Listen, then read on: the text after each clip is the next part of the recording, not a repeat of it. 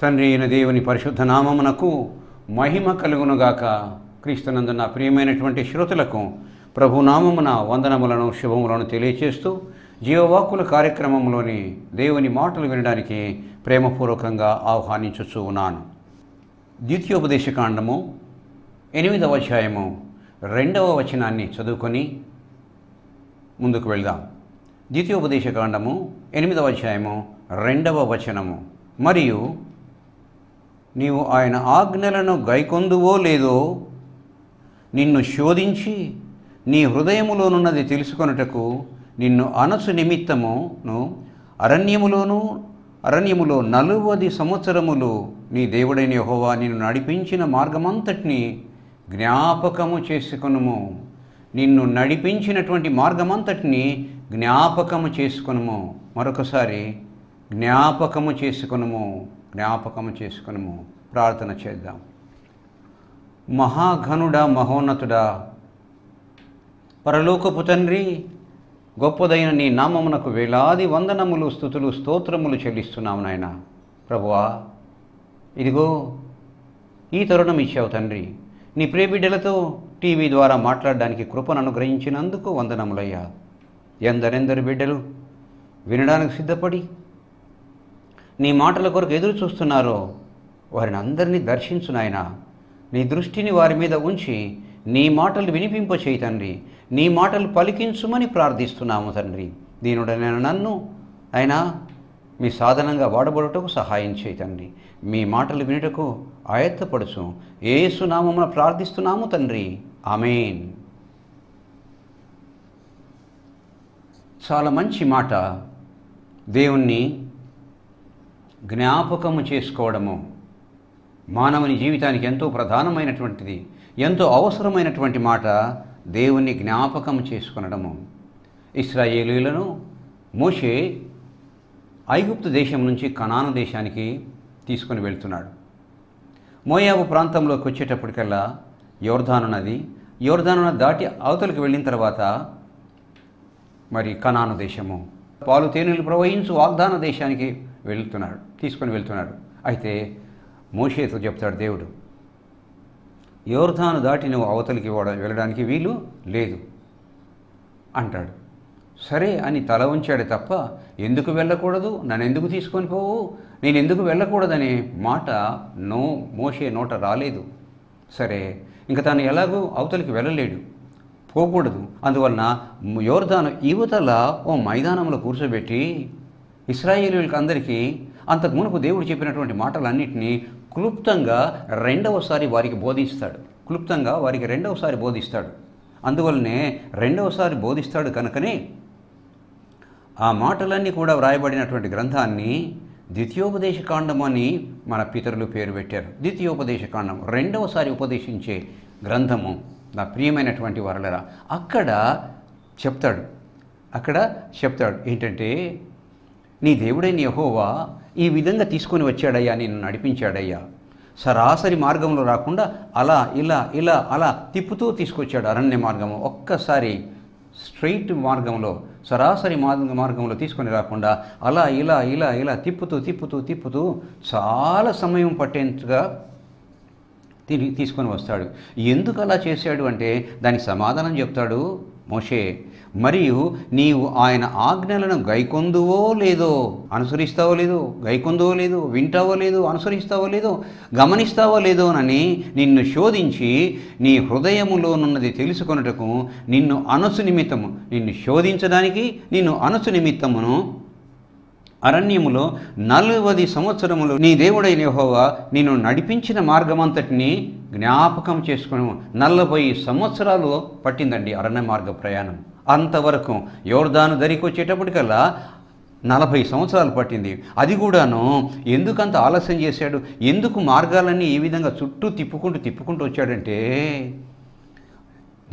నీ దేవుడని యెహోవా ఆజ్ఞలను గైకొందువో లేదో, తీసుకుంటావో లేదో, వింటావో లేదో, అనుసరిస్తావో లేదో, అంగీకరిస్తావో లేదో అనేదానికి, అంతేకాకుండా నీ హృదయంలో ఏముందో తెలుసుకోవడానికి ఆయన అరణ్యంలో ఇంత మార్గాన్ని నడిపించాడు.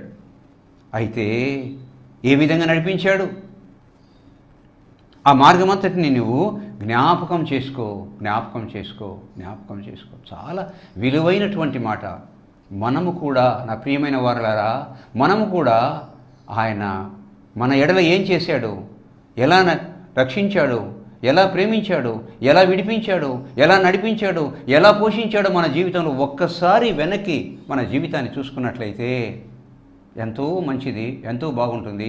దేవుడు ఇష్టపడేది, దేవుడు కోరుకున్నది. అంతేగాక తద్వారా మనము ఆశీర్వదించబడతాము, ఇతరులకు ఆశీర్వాదకరంగా ఉంటామని దేవుడు ఈ మాట మోషే ద్వారా పలికించి ద్వితీయోపదేశ కాండములో వ్రాయించాడండి.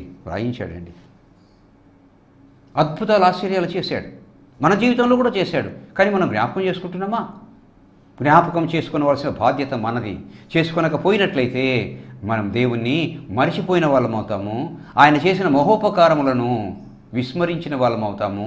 తృణీకరించిన వాళ్ళము అవుతాము.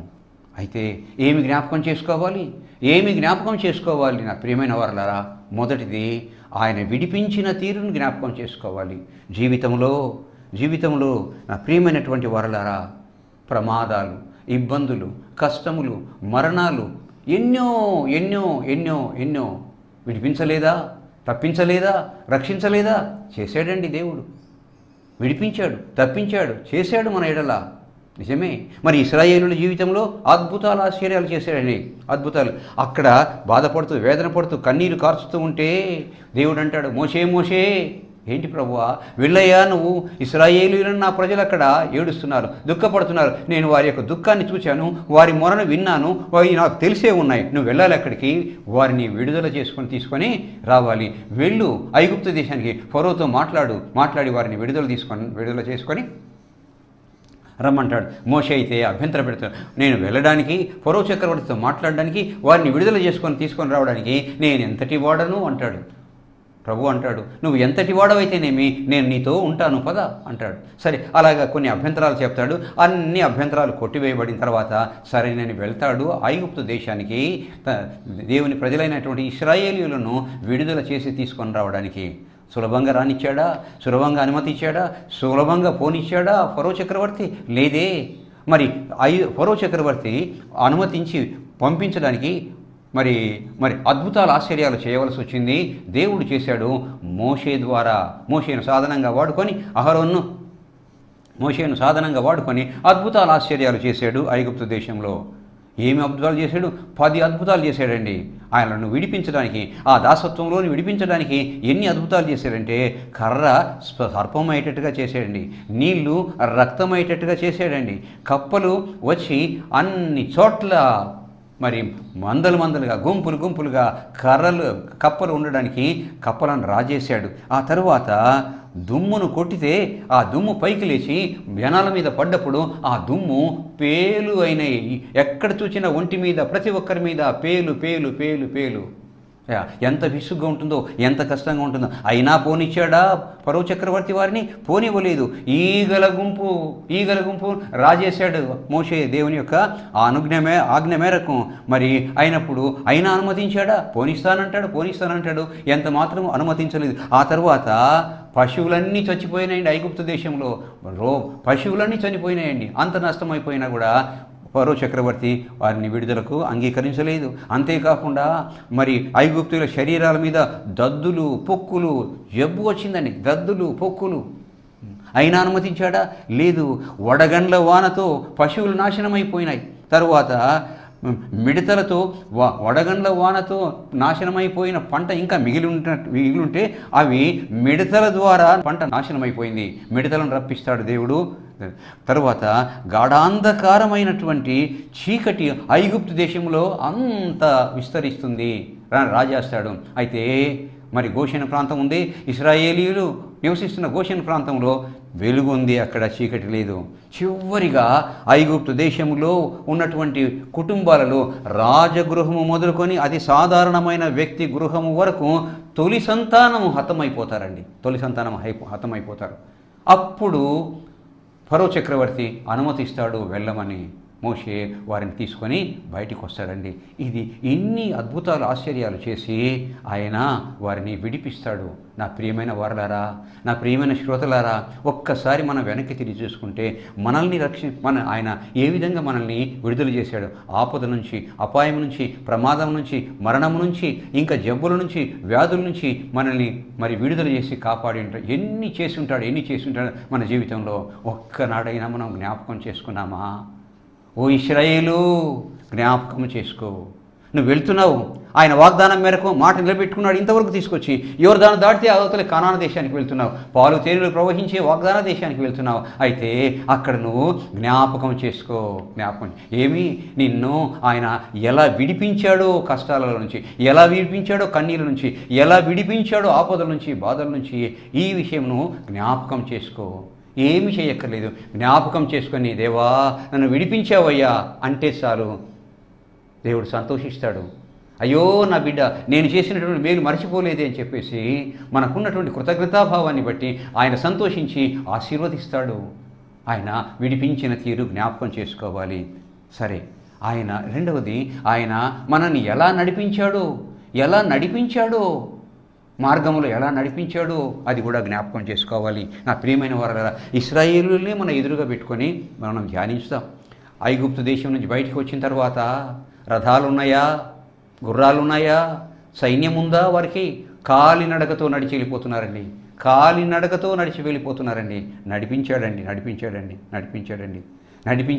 నడిపించాడు. మొట్టమొదట మరి సముద్రం అడ్డం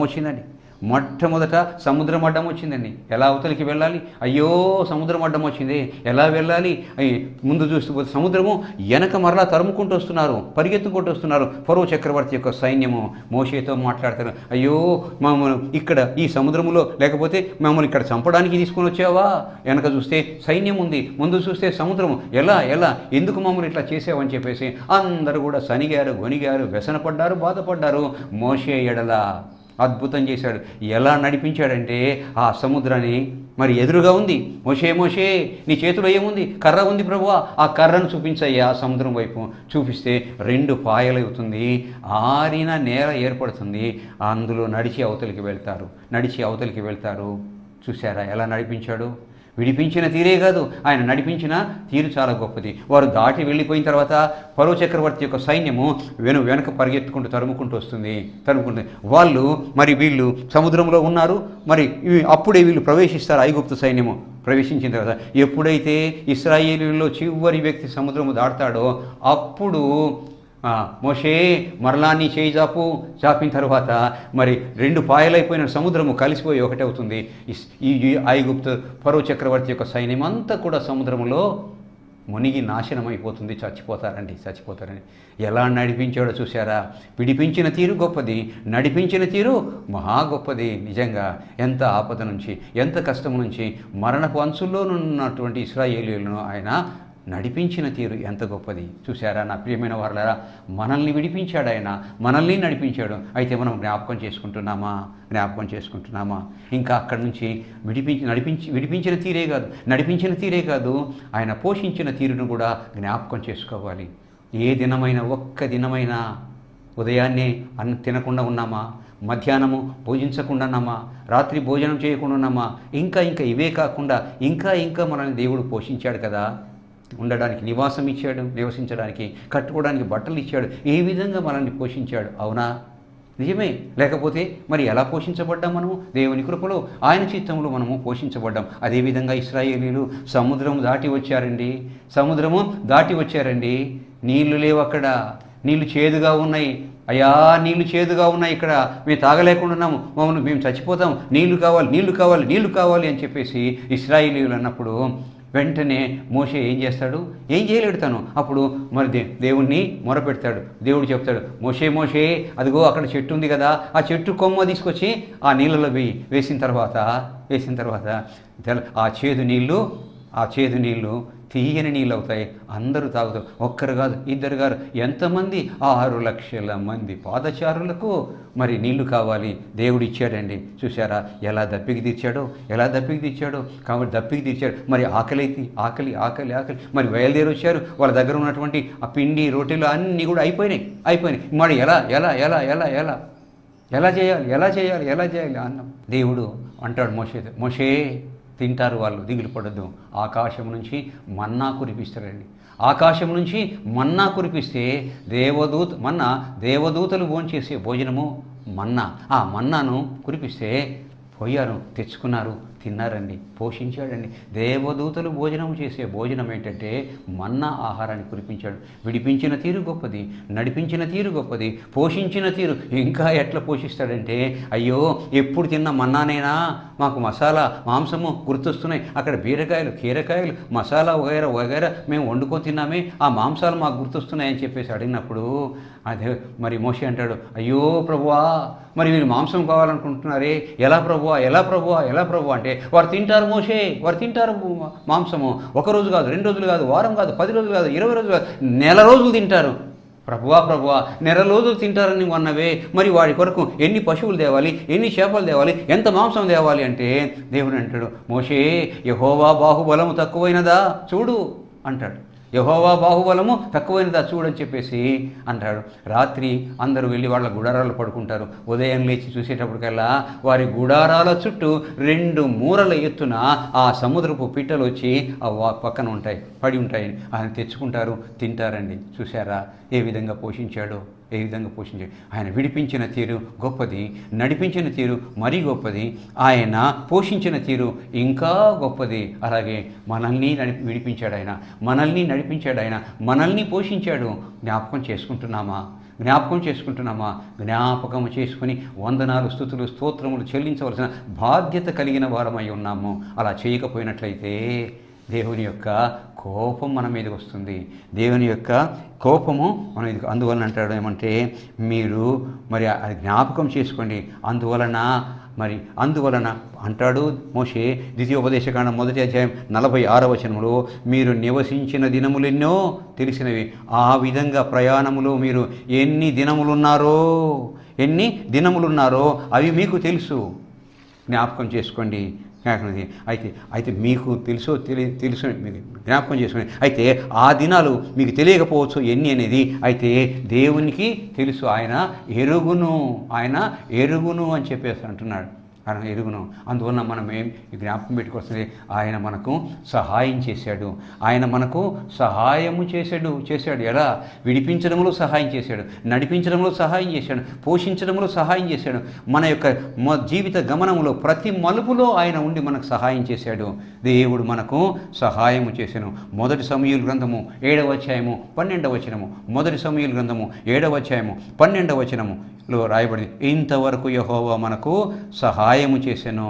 ఇశ్రాయేలీయులతో అంటాడు, ప్రవక్త అయినటువంటి సమూయేలు పలికినటువంటి మాట ఏంటంటే, ఫిలిష్తీయులు దండెత్తి వచ్చారు, ఎలా చేయాలంటున్నప్పుడు, వెళ్ళండి, వారిని నేను అప్పగించుతానని చెప్పేసి పొమ్మని చెప్పినప్పుడు వారి యుద్ధానికి వెళ్ళగా ఇశ్రాయేలీయులు జయమొందుతారు ఫిలిష్తీయుల మీద.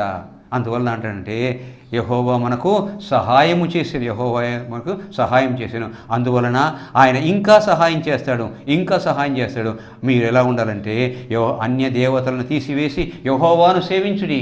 ఆయన మనకు సహాయం చేశాడు, ఇంకా చేస్తాడు. అందువలన అన్య దేవతలను తీసివేసి యెహోవాను సేవించుడి అన్నప్పుడు అప్పుడు వారు యెహోవాను మాత్రమే సేవించిరి.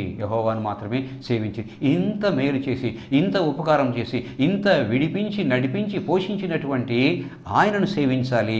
ఇతరులను వదిలిపెట్టేసి యెహోవానే సేవించాలి. అంతేకాకుండా సమూయేలు అంటారు, యెహోవా యొద్ద మనవి చేయుట మానవద్దని వారికి మనవి చేశాను. నా ప్రియమైన వారలారా, మరి వాళ్ళు అలా చేసినప్పుడు ఏం జరిగిందంటే, అయితే ఆ దినమున యెహోవా ఫిలిష్తీయుల మీద మెండుగా ఉరుములు ఉరిమించి, బలహీనస్తులు ఇశ్రాయేలీయులు, శక్తి లేదు, ఫిలిష్తీయులు ఎదురుగా ఉన్నారు. మరి యుద్ధం చేయడానికి వారు సైనికులు కాదు, వారు సిపాయిలు కాదు, యుద్ధాయుధాలు లేవు. మరి అటువంటిప్పుడు ఎలా జయిస్తారు? అయితే ఆయన సేవించారు కాబట్టి, ఆయన మనవి చేశారు కాబట్టి అక్కడ మరి మొదటి సమూయేలు గ్రంథం 7వ అధ్యాయం 10వ వచనంలో, అయితే ఆ దినమున యెహోవా ఫిలిష్తీయుల మీద మెండుగా ఉరుములు ఉరిమించాడండి.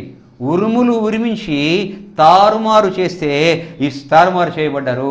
ఇశ్రాయేలు చేత ఓడిపోయారంట ఫిలిష్తీయులు. సైన్యం ఉంది, యుద్ధాయుధాలు ఉన్నాయి, మరి అంత ఉంది. అయితే ఇశ్రాయేలులకు ఏమీ లేదు. ఎలా దేవుడే యుద్ధం చేశాడు వారి తరఫున. ఎలా చేశాడంటే మెండుగా ఉరుములను ఉరిమించి వారిని తారుమారు చేశాడంట. తారుమారు చేసినప్పుడు ఇశ్రాయేలుల చేత వారు ఓడిపోయారు. వాళ్ళు ఇశ్రాయేలు గెలిచారు, ఫిలిష్తీయులు ఓడిపోయారంట. చూశారా నా ప్రియమైన వారలారా, దేవుడు ఎంత గొప్ప దేవుడు. అన్ని ఉపకారాలు చేసినటువంటి ఆయనను జ్ఞాపకం పెట్టుకొని ఆయననే సేవించినట్లయితే, ఆయననే పూజించినట్లయితే, ఆయననే ఆరాధించినట్లయితే ఆయన గొప్ప మేలు చేస్తాడు. చేశాడండి. బైబిల్ గ్రంథంలో అనేక చోట్ల చేశాడండి. ఇప్పుడు మరి ఇశ్రాయేలుల ఎడల చేసినటువంటి గొప్ప కార్యాన్ని మనం చూసాము. వారు ఫిలిష్తీయులను ఓడించారు, ఫిలిష్తీయులను జయించారు. ఏమీ శక్తి లేని వారు, సైన్యముగా లేరు, ఆయుధాలు లేవు, నడిపించే సైన్యాధిపతులు వాళ్ళకి ఎవరు లేరు. అయితే ఉరుములు ఉరిమించి ఫిలిష్తీయులను తారుమారు చేసి ఇశ్రాయేలుల చేత ఓడిపోయేటట్టు చేస్తాడండి. దేవుడు ఓడిపోయేటట్టు చేస్తాడు. అందువలన మరి ఇదే ద్వితీయోపదేశకాండం తర్వాత యెహోషువ గ్రంథం వస్తుంది. యెహోషువ మరి యోర్దాను దాటిన తర్వాత వారితో మాట్లాడతాడు. యెహోషువ గ్రంథము 3వ అధ్యాయము 5వ వచనములో, మరి రేపు యెహోవా మీ మధ్య అద్భుత కార్యములు చేయును. యోర్దాను దాటలేదు, యోర్దాను దాటే దగ్గర చెప్తాడనమాట ఈ మాట. యోర్దాను దాటే ముందు చెప్తాడనమాట. రేపు యెహోవా మీ మధ్య అద్భుత కార్యములు చేయును. యెహోవా మీ మధ్య అద్భుత కార్యములు చేయును. చూశారా నా ప్రియమైనటువంటి వారలారా, మరి ఎన్ని అద్భుతాలు చేశాడు వాళ్ళ జీవితంలో. అందువల్ల అంటాడు, మీరు సిద్ధపడండి, మరి మిమ్మల్ని మీరు సిద్ధపరచుకోండి. దేవుడు రేపు మీ మధ్య అద్భుత కార్యములు చేయును అంటాడు. ఎంత ధైర్యంతో అంటున్నాడు. అంతేకాకుండా దేవుడు అంటాడు యెహోషువతో ఏమనంటే యెహోషువ గ్రంథం 3వ అధ్యాయం 7వ వచనంలో, అప్పుడు యెహోవా యెహోషువతో ఇట్లనెను, నేను మోషేకు తోడయుండినట్లు నీకును తోడయుందునని ఇశ్రాయేలులందరూ ఎరుగునట్లు నేడు వారి కన్నులెదుట నిన్ను గొప్ప చేయ మొదలుపెట్టెదను. మోషేకు తోడైనట్లు నేను నీకు తోడై ఉంటాను. అంతేకాకుండా ఇశ్రాయేలు ఎదుట మరి ఇశ్రాయేలులందరూ నమ్మునట్లు వారి ఎదుట నిన్ను గొప్ప చేయ మొదలుపెట్టేదను అని చెప్పేసి అంటాడు. ఈ అన్న తర్వాత దేవుడు ఏం చేశారంటే, మరి యోర్దాను దాటి అవతలికి వెళ్ళాలి. వాళ్ళు యోర్దాను ముందు మోయాబు మైదానంలో ఉన్నారు. ఆ తర్వాత అవతలికి వెళ్తే మోయాబు దేశము. మరి అప్పుడు ఆ మాట అన్న తర్వాత ఏమన్నాడు, నేను అద్భుతం మొదలుపెట్టేదని అని చెప్పేసి అంటాడు. అన్న తర్వాత మరి ఉధృతంగా ప్రవహిస్తున్నటువంటి యోర్దాను నది ఉధృతంగా ప్రవహిస్తున్నటువంటి యోర్దాను నది దాటి అవతలికి వెళ్ళాలి. ఎలా దాటుతారు?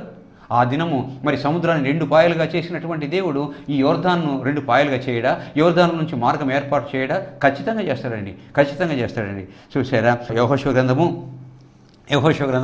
3వ అధ్యాయము 16-17 వచనాలు ఏమి రాయబడిందంటే, పైనుండి పారు నీళ్లు, ఇది యోర్దాను నది పైనుంచి పారుతున్నటువంటి నీరు బహుదూరమున సారెతాను నొద్దనున్న ఆదామను పురమునకు దగ్గర ఏకరాశిగా నిలబడిపోయాయంట. ఉధృతంగా ప్రవహిస్తున్నటువంటి యోర్దాను నీరు ఆగిపోయినాయండి. యోర్దాను ఎదుట పైనుండి పారు నీళ్లు బహుదూరమున సారెతాను నొద్దనున్న ఆదామను పురమున దగ్గర ఏకరాశిగా నిలిచెను. జనులు ఎరికో ఎదుట దాటగా యెహోవా నిబంధన మందసమును మోయు యాజకులు యోర్దాను మధ్య ఆరిన నేలను స్థిరముగా నిలిచిరి. ఆరిన నేలను, తడి లేదు, అక్కడ బురద లేదు, నీళ్లు లేవు, ఆరిన నేల. ఆ సముద్రం ఎర్ర సముద్రంలో ఎలా నడిచారో అలాగే యోర్దాను నదిలో నడిచి వెళ్ళారంట. చూశారా అద్భుతాలు. అందువల్లనే ఏమనంటే మీరు జ్ఞాపకం చేసుకోండి. అందువలన ఇంకా ద్వితీయోపదేశకాండంలోనే అంటాడు, మోషే చెప్తాడు ఏమనంటే, భయపడకండి, మీరు దాటిపోతే ఈ యోర్దాను నది దాటి వెళ్తారు, పాలు తేనెలు ప్రవహించే దేశాన్ని వాగ్దానం చేశాడు కదా ఇస్తారని. అక్కడ దేవుడు మీకు తోడుగా ఉండి కాపాడతాడు. భయపడకుడి భయపడకుడి భయపడకుడి అంటాడు. ఆ మాట ఎప్పుడు చెప్పాడు? యోర్దాను ముందే, యోర్దాను నది దాటక మునిపే ఆ మైదానంలో కూర్చున్నప్పుడు వారితో చెప్తాడు. ద్వితీయోపదేశకాండము 31వ అధ్యాయము 5-6 వచనములలో ఈ మాట రాయబడింది. ద్వితీయోపదేశకాండము 31వ అధ్యాయము 5-6 వచనములలో, నిబ్బరము కలిగి ధైర్యముగా ఉండుడి, భయపడకుడి, వారిని చూచి దిగులు పడకుడి. ఎవరిని చూచి? ఎదురుగా శత్రువులు ఉన్నారు. వారిని చూచి పెరిజ్జీయులు, హవ్వీయులు, మరి ఎబుసీయులు, 6 జనాంగములు ఉన్నారు అక్కడ. వారిని చూసి మీరు ఎంత మాత్రం భయపడకుడి, ధైర్యము కలిగి భయపడకుడి, వారిని చూసి దిగులు పడకుడి. నీతో వచ్చువాడు నీ దేవుడైన యెహోవాయే, నీతో వచ్చువాడు నీ దేవుడైన యెహోవాయే. ఆయన నిన్ను విడువడు, నిన్ను ఎడబాయడు. ఆయన నిన్ను విడువడు, నిన్ను ఎడబాయడు. అయితే అందువలన మనం ఏం చేయాలంటే జ్ఞాపకం చేసుకోవాలి. ఏం జ్ఞాపకం చేసుకోవాలి? ఆయన విడిపించిన తీరు, నడిపించిన తీరు, పోషించిన తీరు, కాపాడిన తీరు, శత్రువుల నుంచి ఆయన ఏ విధంగా సంరక్షించాడో ఇవన్నీ కూడా జ్ఞాపకం చేసుకోవాలి. భవిష్యత్తులో కూడా ఆయన మనం కాపాడుతాడు. అందువలన నిబ్బరం కలిగి ధైర్యంగా ఉండమంటాడు. ఇంక కొన్ని 2-3 మాటలు మాత్రం జ్ఞాపకం చేసుకుందాం. యెహోషువ గ్రంథము 1వ అధ్యాయము 5వ వచనములో ఈ మాట ఉంది. 5వ వచనములో ఈ మాట ఉంది. ఎంత అభయం ఇచ్చే దేవుడు, ఎంత హామీ ఇచ్చే దేవుడు, ఎంత గ్యారెంటీ ఇచ్చే దేవుడు అంటే ఇటువంటి దేవుడు లోకంలో ఇంకెవరు లేరండి. మొదటి అధ్యాయం, యెహోషువ గ్రంథం 1వ అధ్యాయం 5వ వచనంలో, నీవు బ్రతుకు దినములన్నిటినూ ఏ మనుష్యుడు నీ ఎదుట నిలువలేక ఉండును, నేను మోషేకు తోడై ఉండినట్లు నీకు తోడైందును. అభయం ఇస్తాడండి యెహోషువకు. నేను మోషేకు తోడై ఉండినట్లు నేను నీకు తోడైందును అంటాడు. 6వ వచనంలో అంటాడు ఏమనంటే, నిన్ను విడువను, నిన్ను ఎడబాయను, నిబ్బరము కలిగి ధైర్యముగా ఉండుము. నిన్ను విడువను, ఎడబాయను, నిబ్బరం కలిగి మరి ధైర్యముగా ఉండుము. తరువాత 1వ అధ్యాయము 8వ వచనము చూసినట్లయితే, అయితే నిబ్బరం కలిగి ధైర్యంగా ఉండాలి. అయితే ఎలా ఉండాలి? నిబ్బరం కలిగి ధైర్యంగా ఉండడమే కాకుండా ఎలా ఉండాలంటే, ఈ ధర్మశాస్త్రమును నీవు బోధింపక తప్పిపోకూడదు. నువ్వు బోధింపక తెలిసినంతవరకు నువ్వు బోధించాలి. వాటిలో రాయబడినన్నిటి ప్రకారము చేయుటకు నీవు జాగ్రత్త పడాలి. అంటే బోధించాలి, అదే సమయంలో వాటి ప్రకారము నడవాలి, జాగ్రత్త పడాలి. దివారాత్రము దానిని ధ్యానించాలి. వరుస క్రమం పెట్టుకుంటే దివారాత్రము ధ్యానించాలి, దాన్ని అనుసరించాలి, బోధించాలి. అప్పుడు చూడండి, అప్పుడు నీవు నడుచు మార్గమంతటిలో నీ దేవుడైన యెహోవా నీకు తోడయుండును. అప్పుడు నీవు నడుచు మార్గమంతట్లో యెహోవా నీకు తోడయుండును.